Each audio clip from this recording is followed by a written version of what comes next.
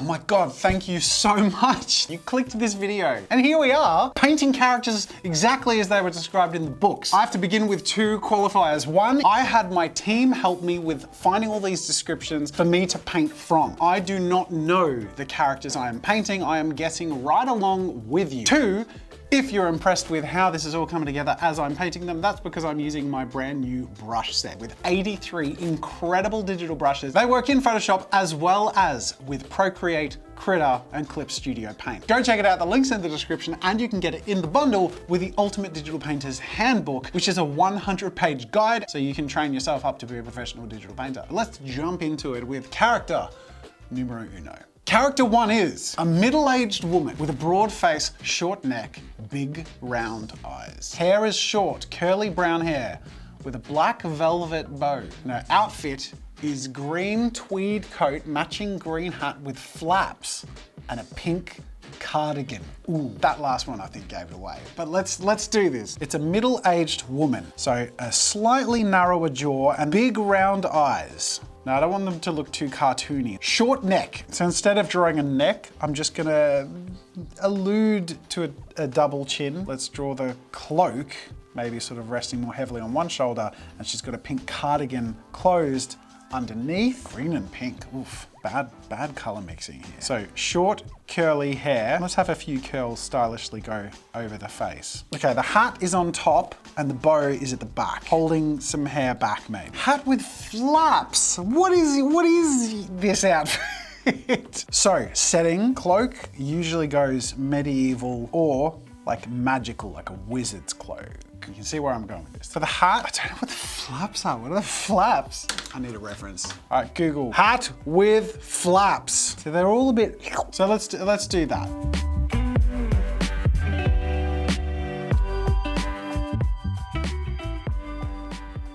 I feel like I've stuck to it. Let's start adding a bit of color, painting them and seeing how they come to life. With a solid sketch in place, the painting is basically just a big coloring in book, just a little more 3D. Starting off by adding in a little bit of shade, which helps me think about where the direction of the light is coming from, and then going through each of the areas and gently adding in basically an allusion to the direction of that light.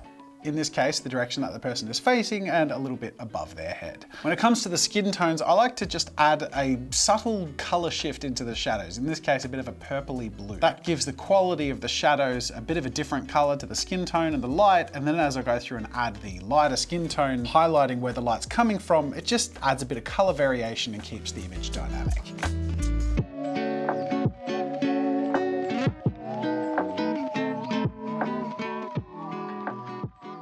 Now it's a matter of going in and adding a bit more depth to the shadows, sharpness to the highlights, and details to areas like the eyes. But before I get to that, I actually want to play with and show you our hairbrush. The first hairbrush is a thick hairbrush, sort of looks like this. And I use this by going over areas that I've already added the silhouette and just gently bringing it in a bit more. And now I'm going to go to my hair soft brush and start softly painting in the direction of where the light is going to be hitting the hair that I'm painting. Now the magic happens where we go to the third brush, the thin hairbrush. So in the shadows, just give it a little flick just to give it a bit more definition. I can just pick my areas that are going to be really picking up the sunlight and just give it a sharp kick. The other thing you do is if you don't want to lose the detail, but you do want to shape the light, is you change your brush mode. And in this case, I might go with a linear light, and with my soft hairbrush, just gently, look at this, I'm like making the hair glow towards the areas I've given it some light. Oh! Oh! I love it. So fun. Once some of the details and the highlights and shading were in place, I wanted to add a little bit of color variation, hinting in a little bit more of that blue in the shadows, both of the face and the rest of the body. With a little more sharpening of some highlights and shadows, I wanted to add a little bit more tint, add a touch more femininity and personality to this character whose skin tone was looking a little flat right now, with a bit of eyeshadow and a touch more pink in the lips. So here she is. My guess is it's Professor Umbridge from Harry Potter. And it's Professor Umbridge from Harry Potter. That bloody pink, it's the pink cardigan that gives it away.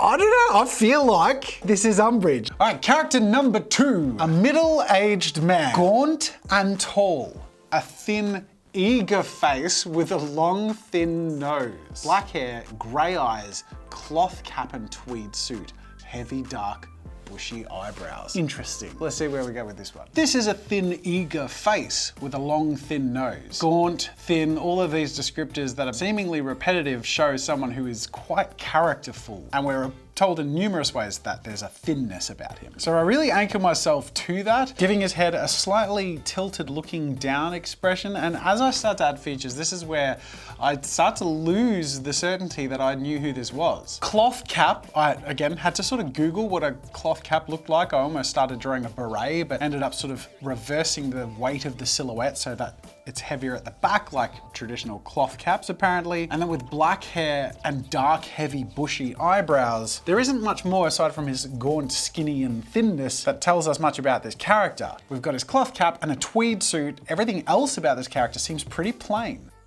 I thought and maybe think that this was Count Olaf from A Series of Unfortunate Events. I'm not so sure anymore. I don't know who this is. So let's pull away from the blue. I'm gonna painting underneath what I think are the tones we're working with here. Starting with a, fairly dark mid-base tone, just because obviously even though I'm gonna go to a pale skin, I'm starting with the deeper values. He looks like a chap. I'm getting chap vibes. I think I'll go a little grayer for the cloth cap just to differentiate it a little bit. I don't want to go too monotone, he said, giving the cap absolutely no tone.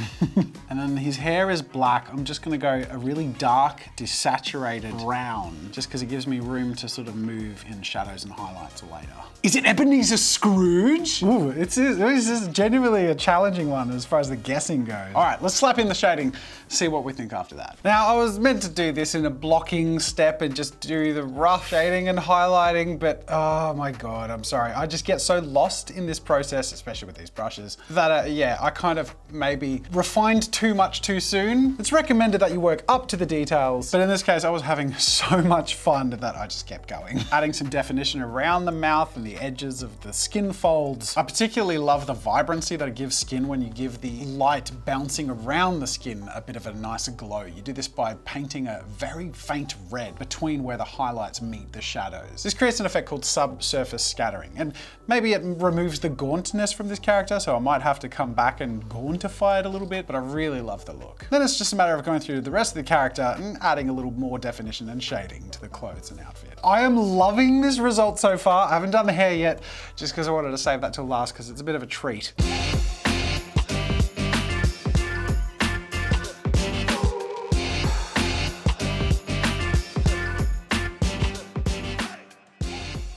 Look, it's almost done. I could add a few final details. This is why I have the thin oil brush, because basically you just grab this and go in with the sharp shadows and the highlights and just add those final bits of definition. So wherever the edges are a little too soft, go in, give it a bit of sharpness. I'm gonna call him done, and now I've got to guess. Maybe it's one of the characters Count Olaf plays. You ready? Here's the reveal. It's Sherlock Holmes!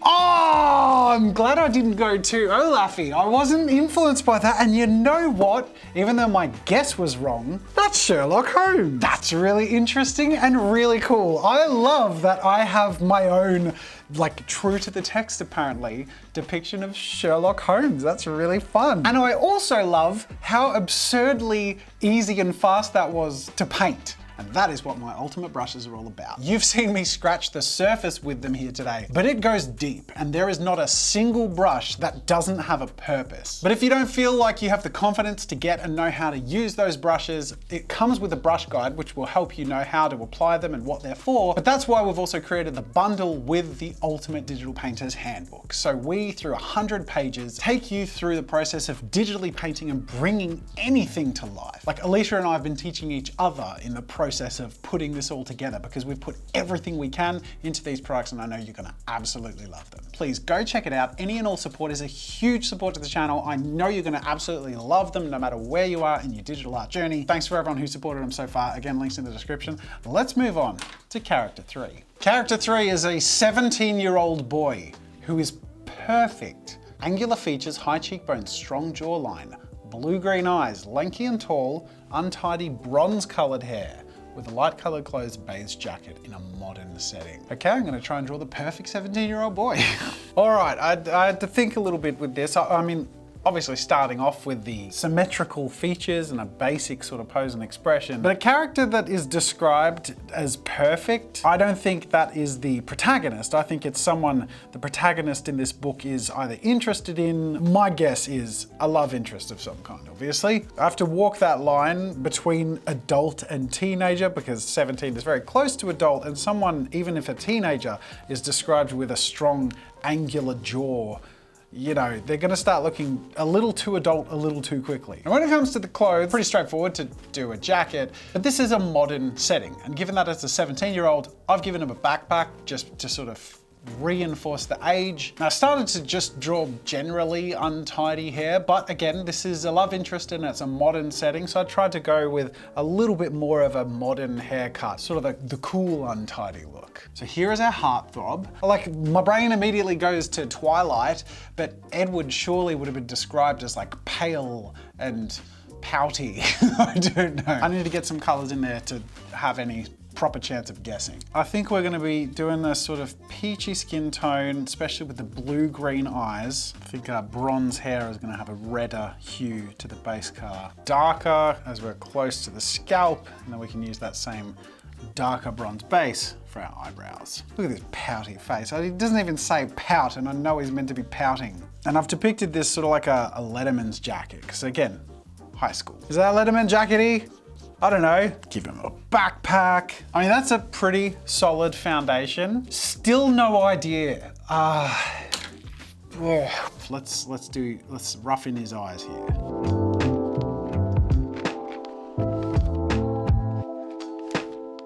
All right, zooming out. I've done your perfect bloody blue-green eyes, mister, and I still don't know who you are. Let's paint him, see if we get any closer. Jumping into the shadows and highlights of skin, obviously I needed to choose the direction of the light path to start off with, and I very loosely sort of sketched in the shape of the face as I moved forward. I tried to keep the lighting a little softer in general, not too dramatic, because this character seems described as a softer sort of character.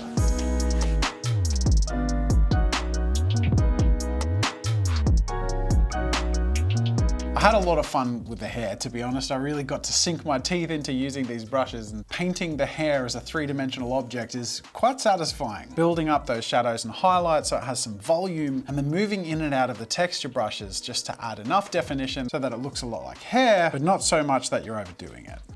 Then I moved on to refining some of my shading and adding a little bit more throughout the clothes. I'm gonna call that done. It's time to guess, and it has to be Edward Cullen, which is weird because if I'm right, then I guess it was just cast different to how it was described in the books. But I don't know if I'm right. I could be entirely wrong, and I'm right. Edward Cullen. God, Robert, they made him look too vampiric and weird. But actually what I did is the book. That's really bizarre and very cool, and I'm really happy with the result actually. I would watch that Twilight movie. Seems a little more down to earth. All right, moving on. Character 4, male, gigantic height with distorted proportions. Ooh, this is fun. Hair, long, black, flowing, pearly white teeth, yellow skin and visible muscles and arteries beneath, straight black lips, Victorian era setting. Sorry, what? let's rough this one out, you ready? Let's make the body asymmetrical and raise a shoulder. Pearly white teeth, he's gonna be smiling. And I feel like we need creepy, glowing eyes. That's not described in there, but you know, you gotta figure some of this stuff out based on other stuff. Victorian era. What? Oh my God. Do you know what? Let's distort it a bit more. Let's kink out the neck out here. Let's go bigger with the ears. And you know what? Let's go really blocky, chunky eyebrows with a very small cranium. Now it doesn't say a thick, voluptuous head of hair. I mean, that's long, black, flowing hair. Doesn't have to be Goku Super Saiyan level 8. How do I make it Victorian? Do we give him a vest? It's very Victorian era with his big belly poking out. But then we lose the muscle and skin thing. Screw it, he gets a vest. Let's slam in some color. Now, the others have all been sort of portraits and busts, so This one's a little bit different. We're obviously pulling back and a bit more zoomed out and covering more areas of the body. I keep everything really blocky, and as things start to get roughed in slowly, I get to add a little bit more detail, in particular the things that matter most to the description. In this case, the skin looking yellow with visible muscles beneath. When it comes to the face, this is where it starts to look very concerning very quickly.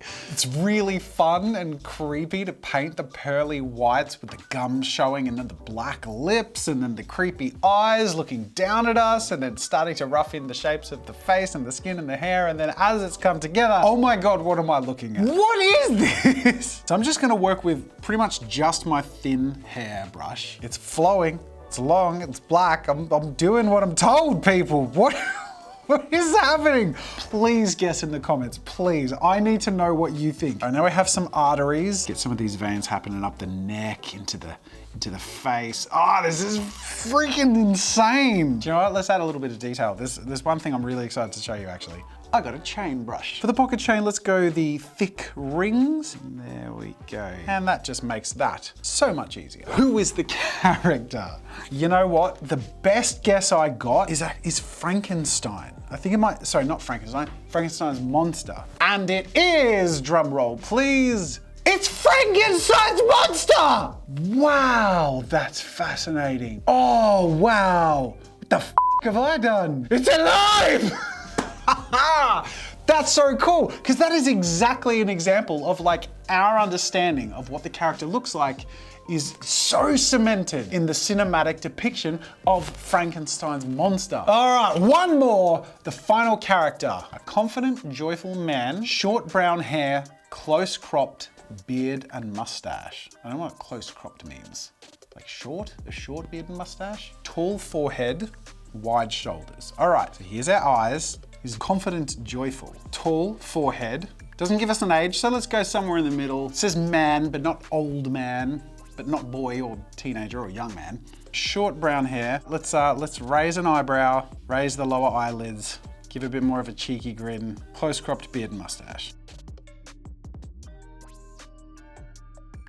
All right, there we go. I think I've drawn that exactly as described, and it's me. Is it me? No, it's Murray! It's Murray from Tabletop Time! He does have an enigmatic smile. Where's he in a book? He's not in a book. Is this book? My team knew I would fall into that. What, is Murray in a book? I have to check. It does. Hey Murray, are you or have you ever been in a book? No. Ha! He's gonna be so confused right now.